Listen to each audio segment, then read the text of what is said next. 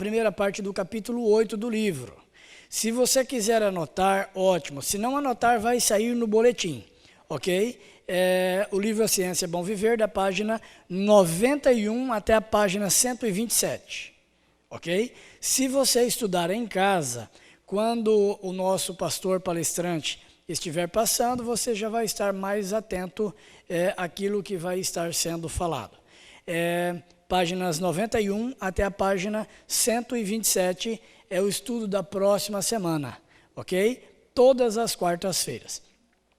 Está conosco nessa noite o pastor Harry. O pastor Harry, ele é secretário da nossa associação e ele é o departamental de Lar e Família, ou seja, ele é o responsável por esse projeto na nossa associação.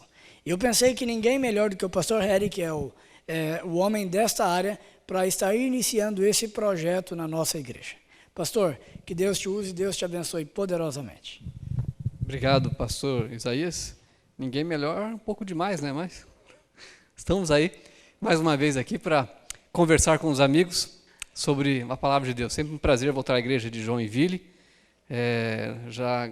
Felizmente, não é a primeira vez que estou aqui. Já tive esse prazer em outras ocasiões. E especialmente ao partilhar com vocês esse tema. Deixa o pastor Isaías fazer uma propaganda do livro aqui. O livro é esse daqui. Eu já vi que alguns correram lá atrás para já pegar o seu. Pastor Isaías, você já me contraria se eu falar besteira agora, tá? Quem manda aqui é você. Mas eu quero fazer uma sugestão. Primeiro eu quero ver as mãos. Quem não veio preparado para comprar o livro agora, mas gostaria de levar fiado para casa e depois acertar. Tem alguém que por acaso, só para saber se tem? Deixa eu ver a mão aqui. Só a senhora? Então pode ir lá pegar, porque se só a senhora, se ela não pagar, eu pago, eu dou conta de pagar. Se tivesse mais gente, eu não dava conta de fiar a senhora, não. Então, já vê lá com ele. Se tiver mais alguém ali, procura o pastor Isaías, vê se ele assina embaixo por você, ele já pega lá. E já vamos conversar sobre esse livro. As páginas que o pastor falou, para facilitar sua vida, é o seguinte. Cada quarta-feira daqui para frente, por algumas quartas-feiras, não para sempre, logicamente, estudaremos uma lição. Hoje é a lição número 1, que está aqui no final. E as páginas do estudo já estão aqui em cima. Então, você não precisa decorar a página, é só saber que a próxima quarta-feira, se hoje é a 1, vamos ver se vocês são bons de matemática. Quarta-feira que vem, qual lição que é? Oh, vocês são fera. É a lição 2. Então, é só pegar aqui a lição 2, já está as páginas aqui no começo, preenchendo e tudo mais. Eu não sei se vocês têm. É muito importante levar esse papelzinho junto aqui, essa tal de errata. Tem aí, pastor Isaías, a errata junto? Tem. Porque a paginação, eles colocaram, olha só, é coisa de português, né? Português no mau sentido, né? Eles colocaram esse estudo aqui, ó, que a gente está fazendo, junto com o livro edição especial. E a página ficou a mesma do livro normal. Então você pega essas páginas aqui e não acha aqui. E você vai brigar com a gente, xingar a gente, tudo mais, com razão, pode xingar mesmo. Mas por isso está indo uma tal de errata. Está aqui, que tem a página certa, mas está junto lá, tá bom? E aí a gente vai estudar junto. Esse livro, A Ciência do Bom Viver, acho que a maioria de vocês já estudou, é algo assim espetacular. Ellen White, tudo que ela escreveu é maravilhoso, mas tem alguns escritos delas que são assim top, que você não pode deixar de ler. Quais são? Quem, além desse, quem me lembra de um livro dela que nenhum adventista pode deixar de ler? Eventos Finais é um clássico. Desejado, estava pensando nesse, Desejado Todas as Nações. E Vida de Jesus é bom, mas a minha Cristo é clássico. E o Grande Conflito. É esse daí. Para mim é Grande Conflito, Desejado e A Ciência do Bom Viver. E o Caminho a Cristo, logicamente.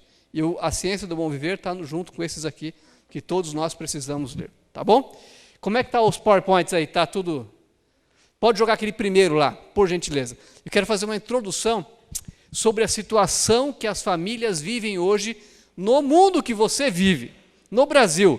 Eu mencionei alguns dados aqui, se não me falha a memória, em uma das vezes que estive aqui com vocês. E agora quero mostrar com mais clareza, se der certo lá o PowerPoint. O nome do arquivo é Central de Joinville 1. Não está conectando? Mas está aqui o pendrive, como é que você vai conectar? Não copiou. Volta lá, leva lá. Hã? Ah, só criou um atalho. Isso acontece até na central de Joinville, não se preocupe. Enquanto isso a gente vai conversando. Você tem ideia da situação que as famílias do Brasil vivem hoje?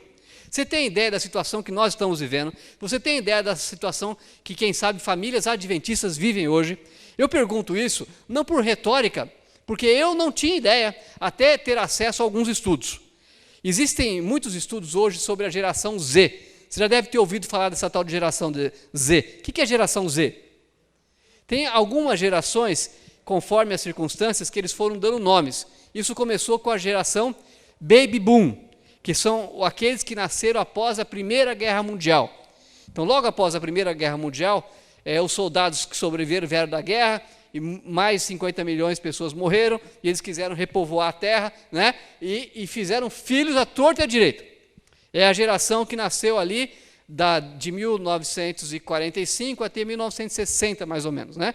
É a Baby Boom. Foi então, alguns aqui são dessa geração, não vou pedir para levantar a mão, né? Para ninguém entregar a idade. Mas não entregue, irmã. Não entregue. Essa é a primeira nesse período da história, né?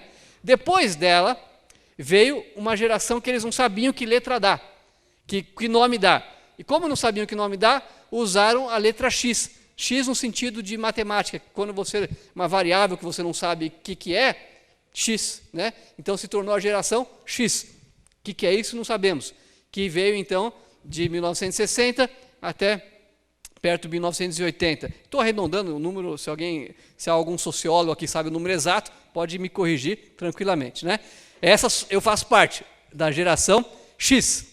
Mas depois da X, veio uma outra geração. E não era para ser uma sequência alfabética, mas eles pegaram o embalo, depois de X vem que letra do alfabeto? Y. Aí veio a geração Y. Então, a geração Y é que nasceu depois da década de 80, 90, vai dar certo lá o negócio?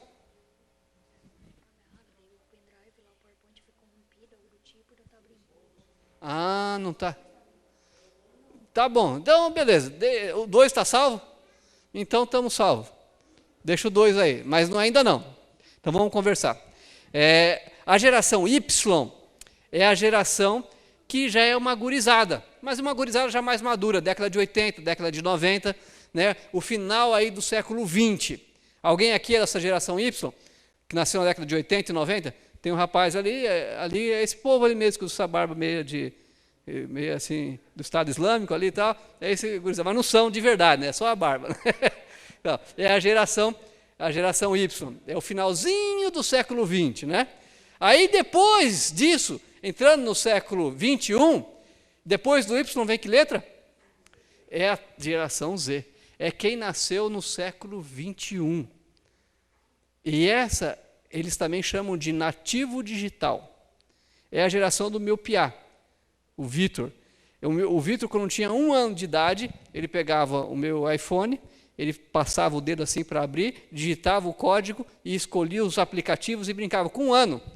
Eu, com 40 anos, não sabia mexer naquele negócio direito. E o Piazzi, porque ele é nascido nativo digital, ou seja, ele aprende mais rápido a mexer com as coisas digitais do que aprende a falar. Essa é a geração Z que nós vivemos. Agora, a pergunta que eu faço para vocês que são da Y, X, Baby Boom e etc., você conhece a geração Z? Porque talvez na sua casa tenha a geração Z, como tem na minha. Mas você conhece essa geração? Você sabe que público é esse? O que eles pensam? O que eles colocam? Pena que o PowerPoint não deu para abrir para você, para eu te mostrar com detalhes. Uma pesquisa foi feita por uma universidade nas 5 regiões do Brasil, no Brasil inteiro, pesquisa de larga escala, com quase 3.000 jovens dessas gerações. Na verdade, eles pegaram até a geração Y e a Z. E o que eles pensam? Jovens entre 16 e 35 anos de idade.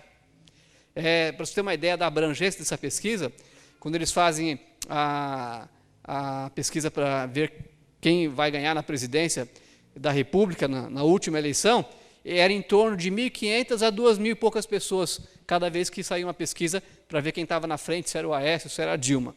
Essa chegou a quase 3 mil, ou seja, tem uma eficiência ainda maior do que aquelas pesquisas do Ibope. E eles descobriram o que essa geração pensa. E eu fiquei estarrecido. O documento é largo, ele tem na internet, você pode pesquisar, mas alguns detalhes, por exemplo, com relação à fé. No Brasil, em geral, quando eu era jovem, se falava que nós éramos uma nação católica e a maioria eram católicos, cerca de 90%. Hoje já se fala que católicos são cerca de 70% apenas dos brasileiros são católicos. Mas nessa geração de jovens, que é Y e Z, de 16 a 35 anos de idade, sabe quantos por cento são católicos? Se declaram católicos? 35%. Arredondando, tá? Eu vou dar números arredondados, o exato é no PowerPoint. Eu vou dar arredondado para você. É 30 e poucos por cento, em torno de 35% só. E é a maior religião. Ainda é a maior religião de todas dessa faixa etária. Por que é interessante saber isso? Porque você sabe, esse é o público que está nas ruas. Esse público que está aí fora. O mercado, a mídia trabalha voltada para esse público. E esse público já está tomando conta das coisas no Brasil, mas em breve, daqui 10 anos, eles vão estar na liderança de tudo que você conhece. Porque os que têm 35 hoje, daqui 10 anos terão que idade? 45.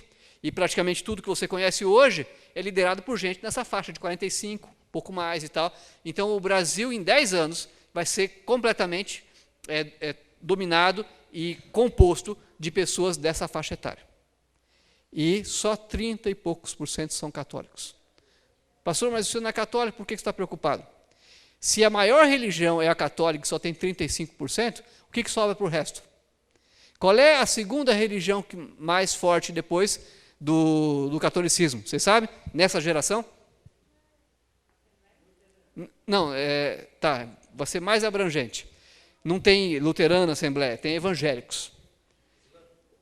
Não, Islã não, graças a Deus, apesar das barbas aí, mas não tem nada.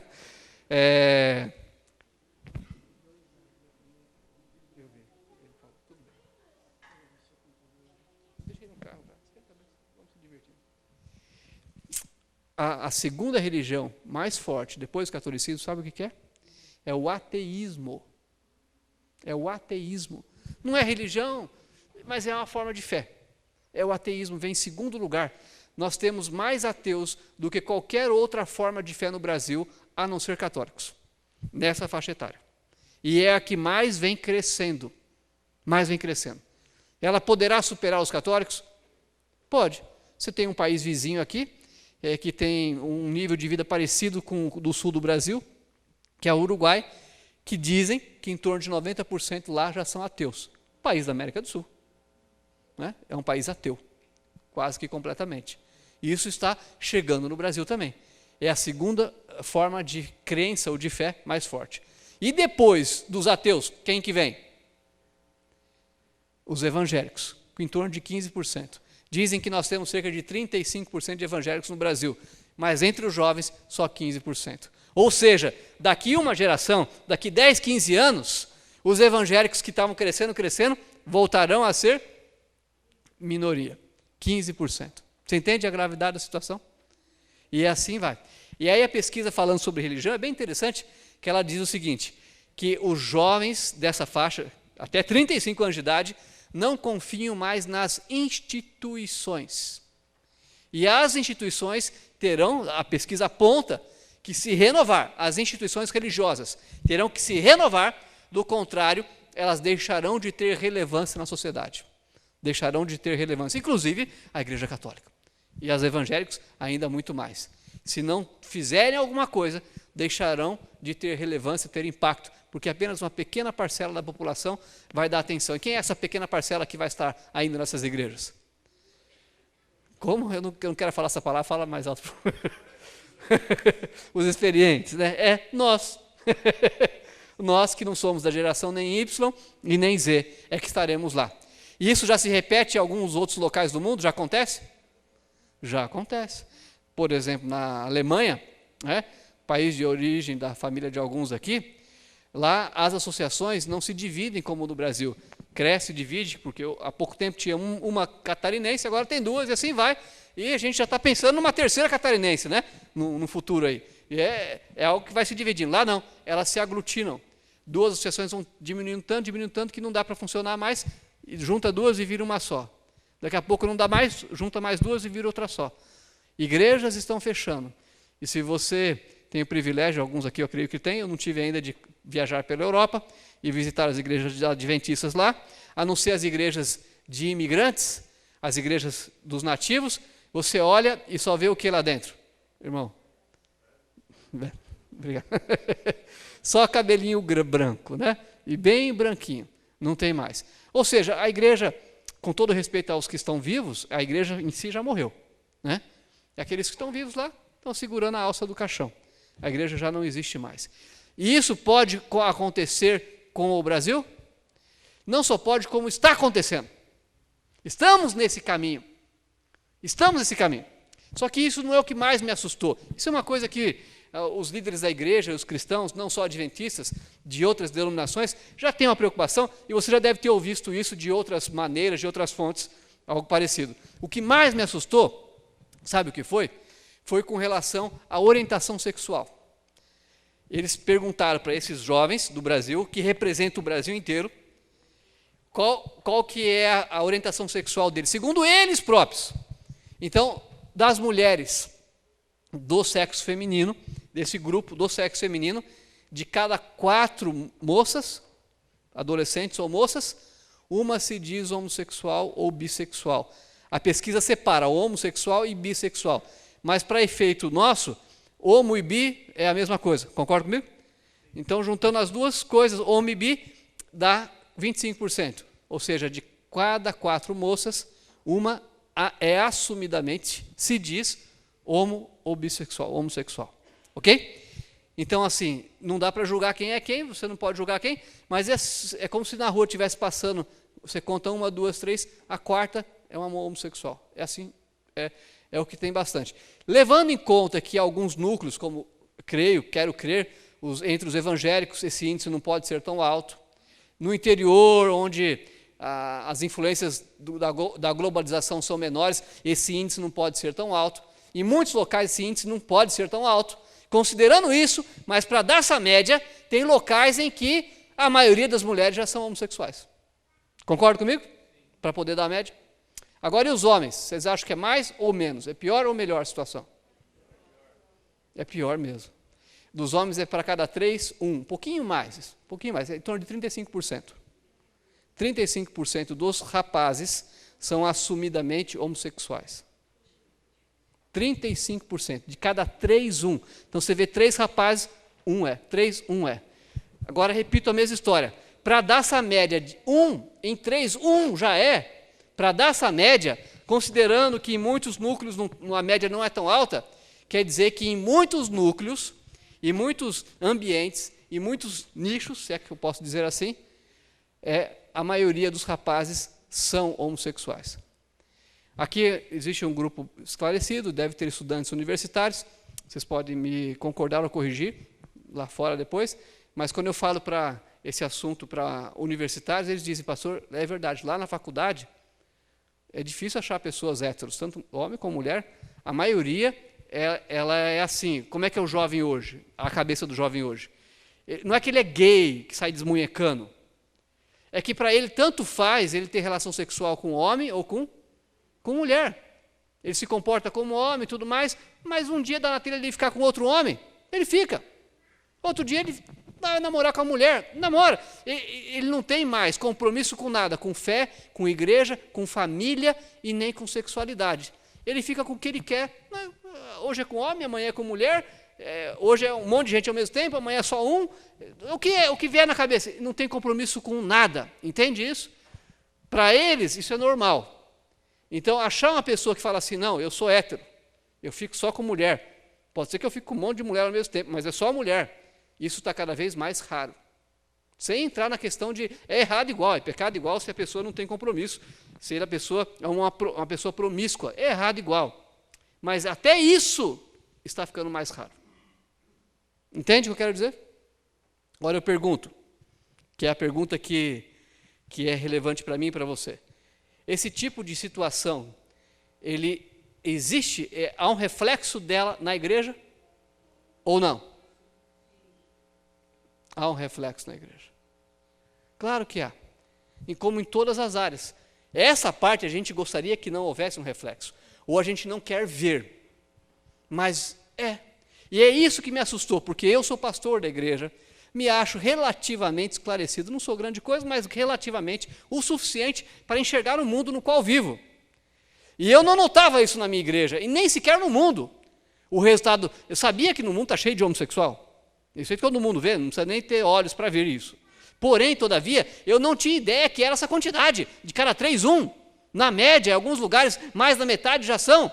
E na minha igreja existe uma proporção forte também, então. Eu não tinha ideia disso.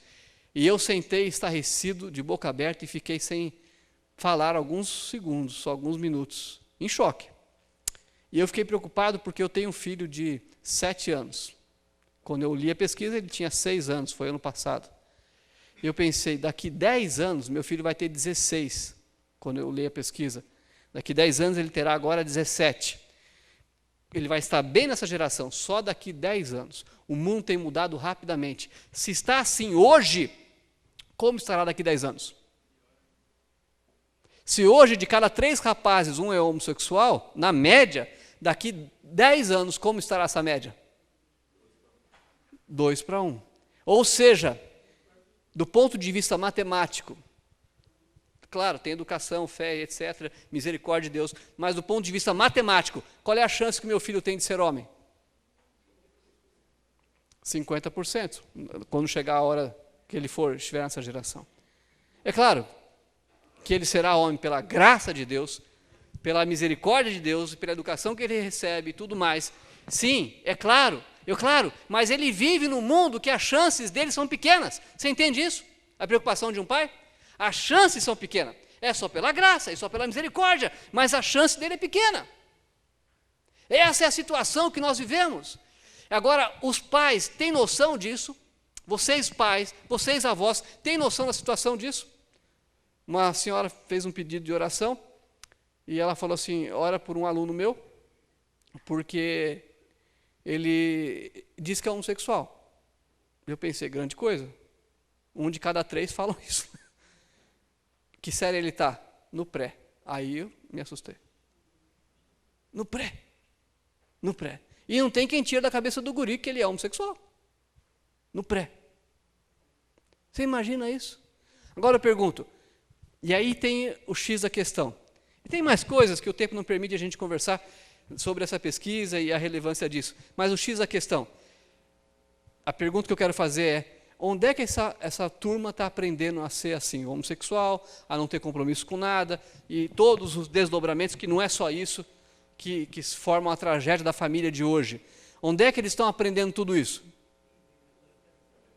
Com os pais não é, porque a geração dos pais pode ser o que for de errado, e eles não são assim. Então é aonde? Televisão, essa gurizada é outra coisa, eles não veem televisão. É nos meios de comunicação.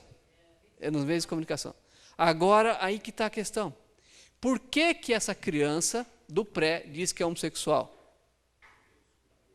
Porque está vendo nos mesmos meios de comunicação que uns poucos mais velhos que ele. E lá, nos meios de comunicação, ser homossexual, eu estou batendo nessa tecla, não é porque o assunto é homossexualismo, é para citar como exemplo, mas você pode aplicar para a questão de drogas, você pode aplicar para a promiscuidade, você pode aplicar para o compromisso religioso, você pode aplicar para respeito aos pais, para respeito ao casamento, à família, o que for.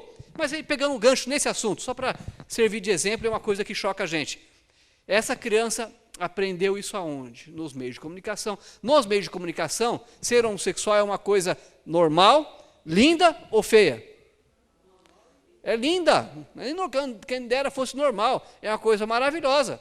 Nos meios de comunicação, você pode falar mal de tudo. Mas se falar mal do homossexualismo, aí a coisa pega. Eles não falam. Então essa criança vê que é lindo ser homossexual, que ninguém fala mal de homossexual. O que ela quer ser? Ela quer ser uma coisa bonita.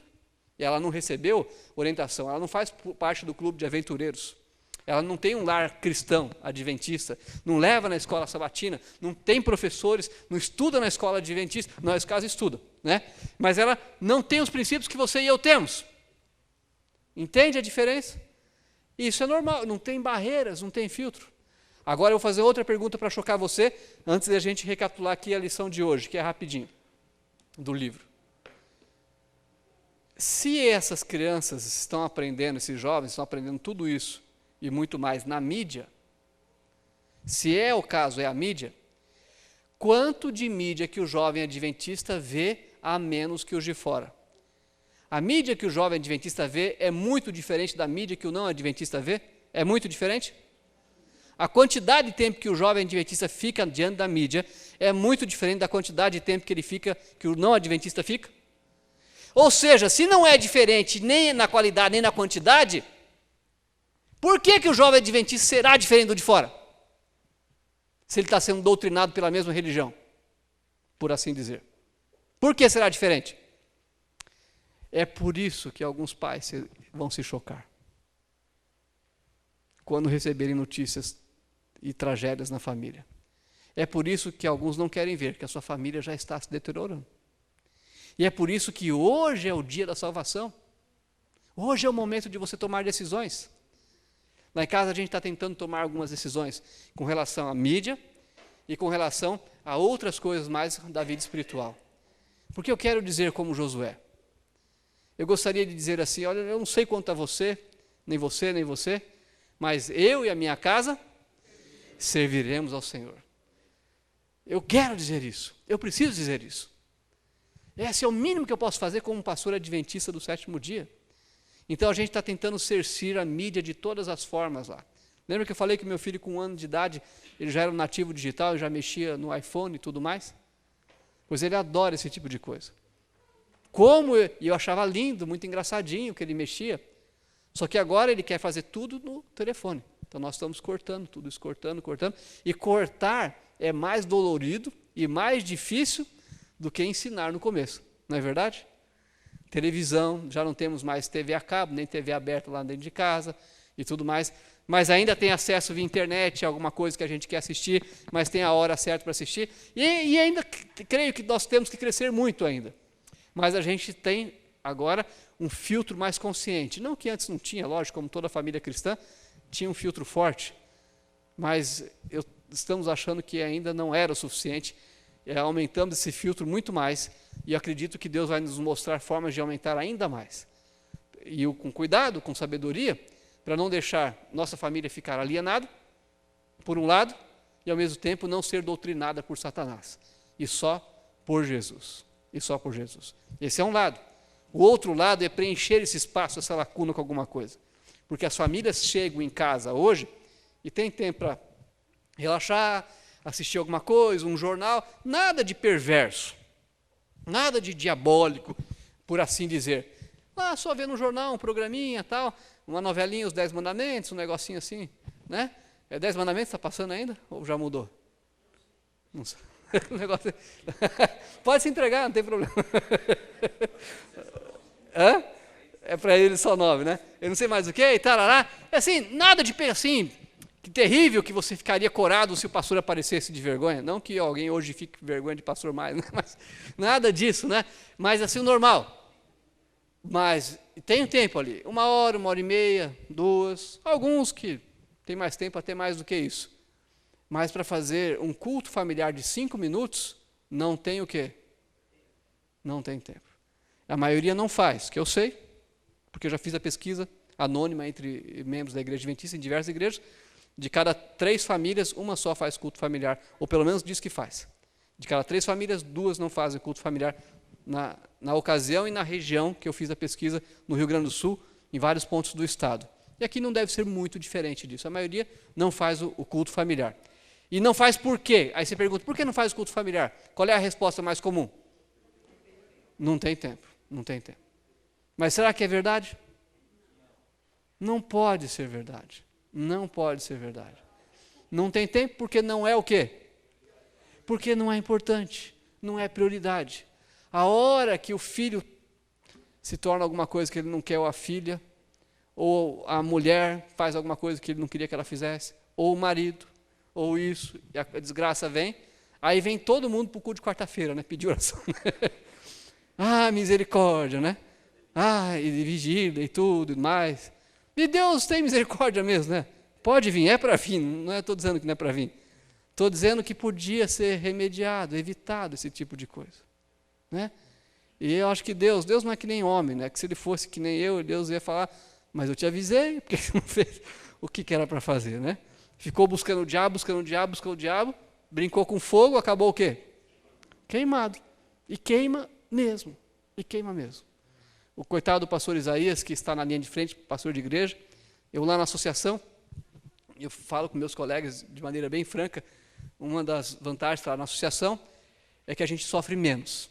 Porque cada vez que você visita uma família em frangalhos, vivendo a desgraça, o diabo tomando conta de maneira desnecessária, por mais que o pastor tente separar uma coisa da outra, ele sofre junto. Ele leva para casa um pouco disso daí. E o pastor Isaías deve sofrer bastante. Não sei em detalhe, ele não, lógico, pela ética pastoral ele não me fala nada, nem deve falar, mas eu fui pastor de igreja por 10 anos. Então eu sei o que ele passa. E eu vejo que as famílias de hoje estão em muito mais dificuldade do que da minha época. A maioria das famílias da igreja estão em frangalhos.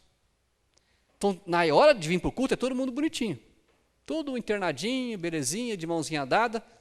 Mas você vai visitar, olha com lente de aumento. Quase não escapa uma.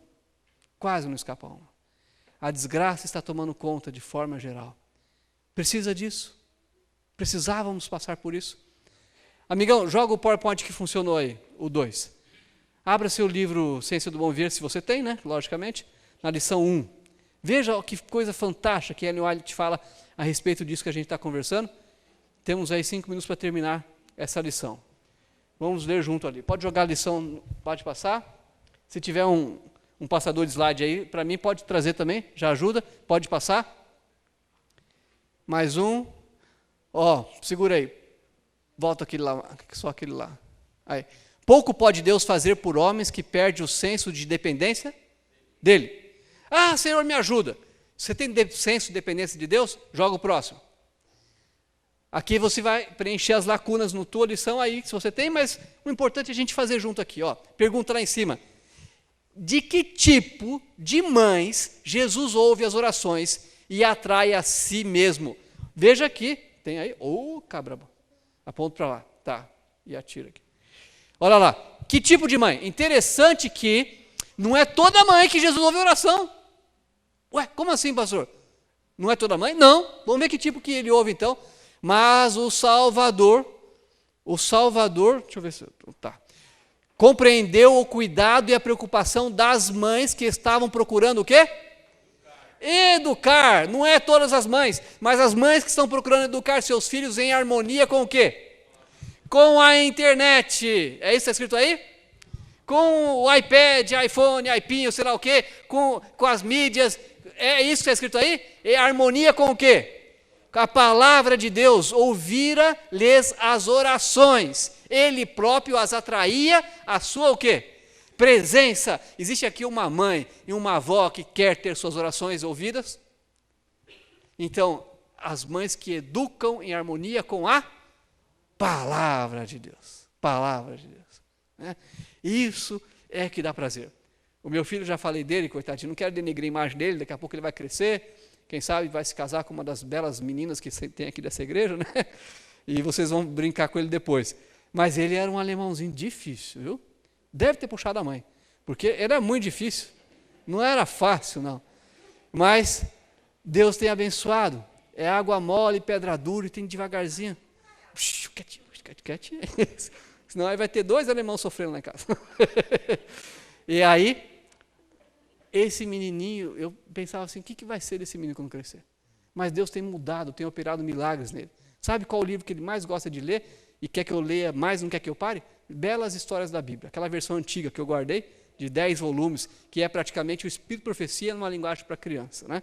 E é aquilo que ele mais gosta, isso me enche de orgulho, me traz muita felicidade. Olha lá, outra pergunta, qual era o segredo de Jesus para manter a saúde e a serenidade, mesmo vivendo em uma rotina muito estafante? Jesus tinha uma rotina alucinante. estafante. Qual era o segredo dele? O dia todo atendia as multidões que iam ter com ele, e ao anoitecer, ou bem cedo de manhã, o que ele fazia? Retirava-se para o santuário das o quê? Montanhas, em busca de comunhão com o Pai. Tem você se retirado para o santuário das montanhas? Porque o seu dia é ou não é estafante também? Eu sei que o meu também é. Agora, o que dava energia para Jesus? Esse momento. Eu fiquei assim, mesmo pregando muito sobre isso, eu gostei de algumas coisas que me ajudaram na minha vida espiritual, que você vai ver comigo agora aqui. Qual era o segredo, então, de Jesus? Das horas passadas a sós, com Deus, bem colocado. Ele saía manhã após manhã para levar aos homens a luz do céu. Então ele passava horas a sós com Deus. Culto familiar, fundamental, mas também é preciso horas a sós. Olha isso aqui. Em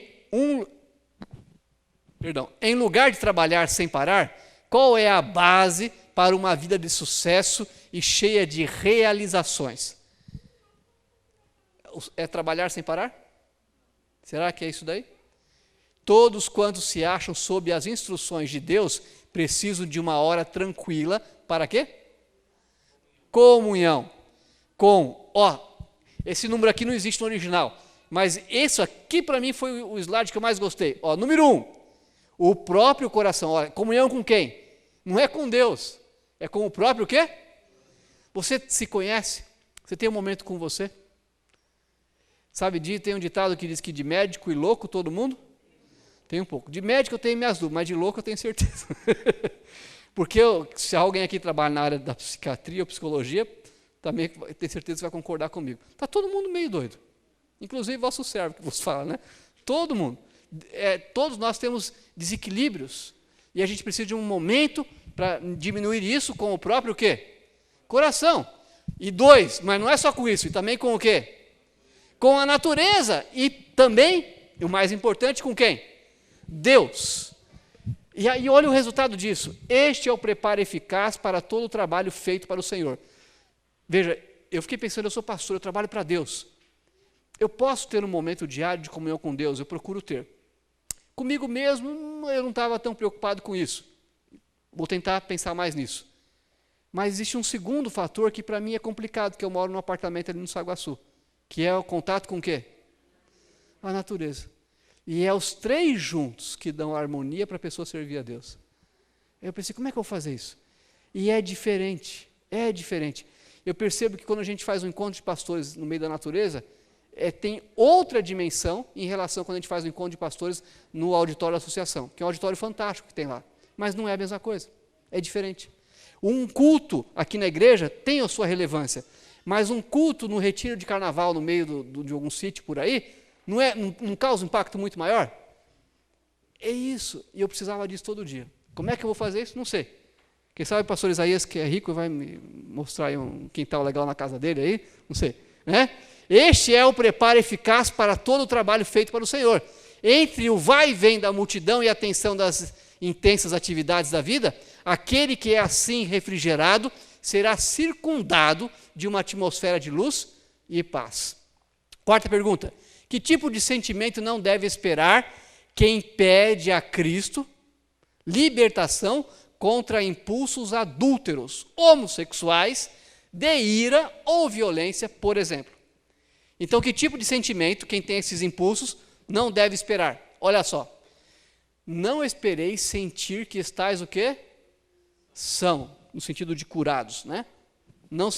Não espereis que você se sinta curado. Crede na palavra do Salvador. Ponde vossa vontade ao lado de Cristo. Determinai servi-lo, agindo em obediência à sua palavra. Recebereis forças. Cristo porá em libertação o cativo e... A maioria de nós tem as suas fraquezas. De uma área ou outra, né? De um jeito ou de outro. Como é que você vence isso?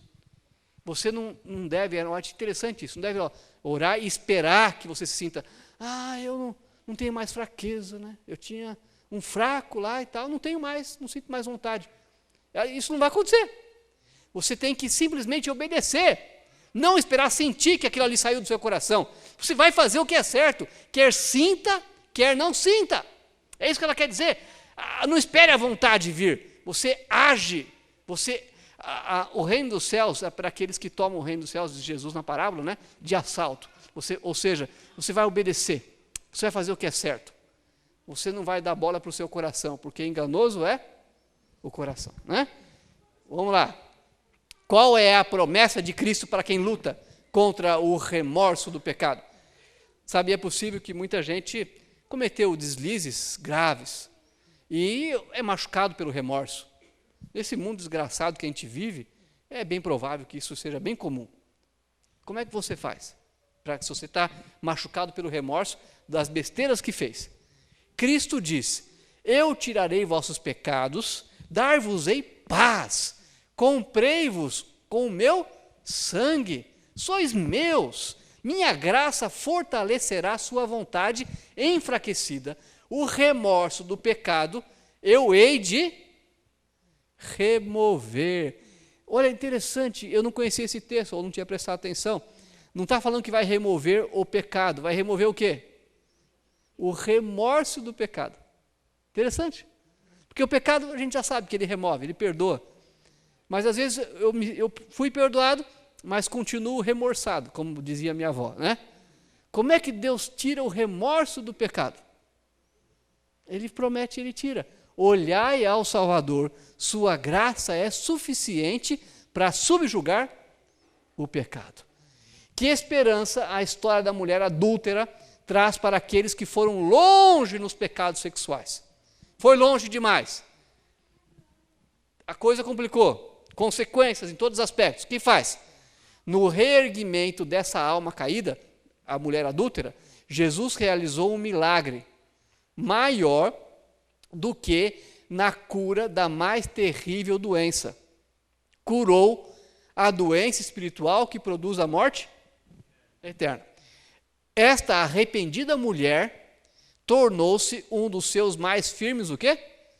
Seguidores. Se alguém aqui já foi fundo nos pecados sexuais, mesmo que você não foi, você sabe disso. É complicado voltar atrás.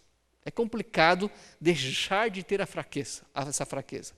É muito difícil para quem luta com isso. Olha, e essa mulher, que já tinha caído 7 vezes, se tornou uma das suas maiores, o quê? Seguidoras de Cristo. Mais do que alguns santarrões que seguiam ele. Interessante, né? Interessante. Ou seja, há esperança para todos nós. Não é maravilhoso isso? Por que tipo de pecadores Jesus está hoje trabalhando? Olha o que diz o texto. Aquele que fechou a boca aos leões na cova e andou com seus fiéis por entre as chamas da fornalha, está igualmente disposto a trabalhar em nosso favor, a subjugar todo o mal em nossa natureza.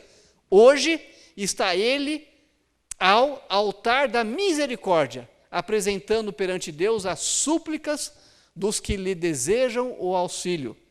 Não repele nenhuma criatura chorosa e arrependida.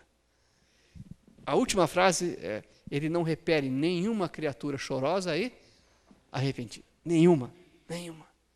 Que coisa boa. Que esperança existe para quem já fez muitas coisas erradas e por isso é desprezado por todos.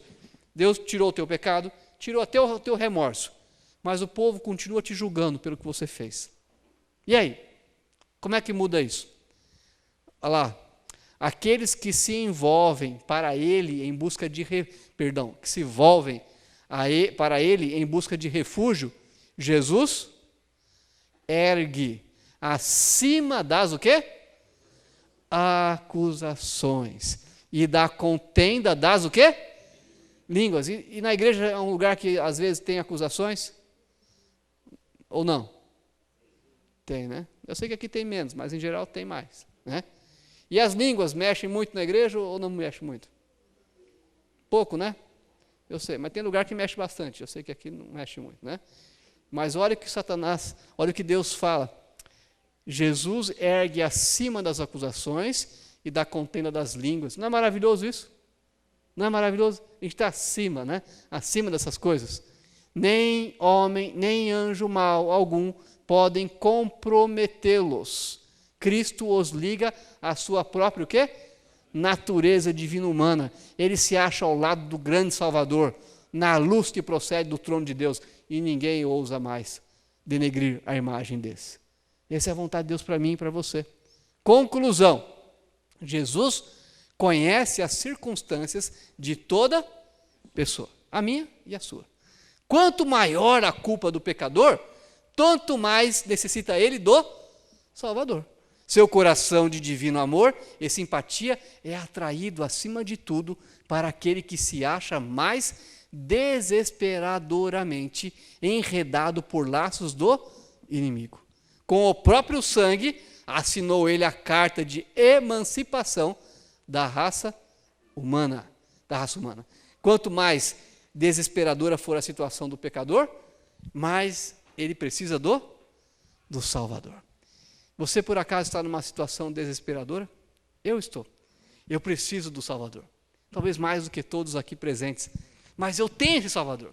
Ele pode me curar todas as feridas, me tirar os remorsos, me fazer nova criatura e me colocar acima de todas as línguas e das acusações. Não é maravilhoso essa notícia para você? Para mim o é. E eu quero me apegar a esse Salvador, essa promessa. Eu quero todos os dias ser um momento de comunhão comigo mesmo, com a natureza, se possível, e acima de tudo com Deus. Quantos aqui gostariam de ter um dia, todos os dias de comunhão com a natureza, consigo mesmo e com Deus? Deixa eu ver as mãos. Amém. Quero convidar a você a cantar comigo o hino 454. Muito obrigado a pianista e quem vier também cantar, porque eu não sei cantar. Mas nós vamos cantar juntos esse hino que fala um pouco das decisões que estamos tomando juntos aqui. 454. Vem entre nós morar. Vem entre nós morar. Vamos ficar de pé?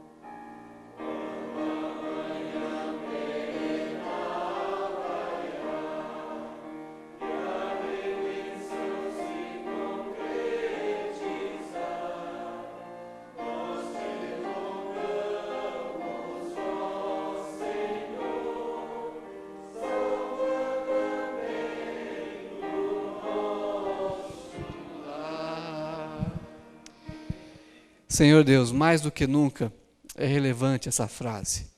Salva também o nosso lar. Abençoe cada família presente ou representada aqui hoje. Cada lar. Abençoe de maneira muito especial os jovens. O Senhor está vendo o que o diabo está fazendo com esses pobres coitados em todo o Brasil. Tem misericórdia de todos eles, mas em especial os filhos dos teus filhos.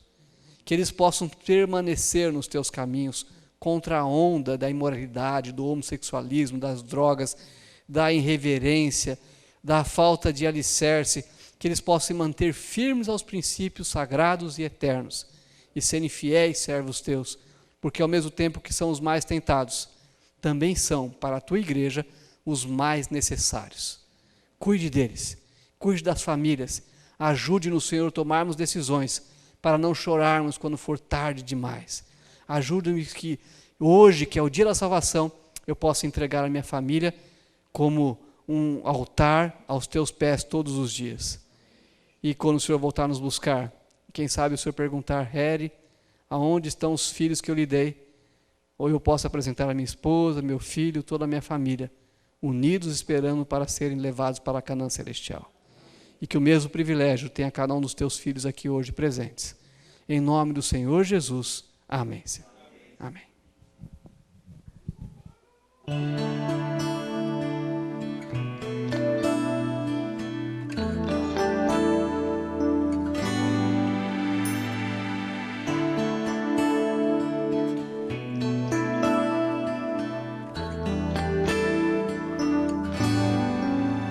Hoje aqui, meu Jesus me tomou em seus braços e senti o calor do Espírito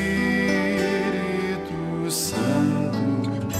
Vou em paz, pois o meu Deus ao meu lado vai ficar, e em breve sua face eu verei lá no céu.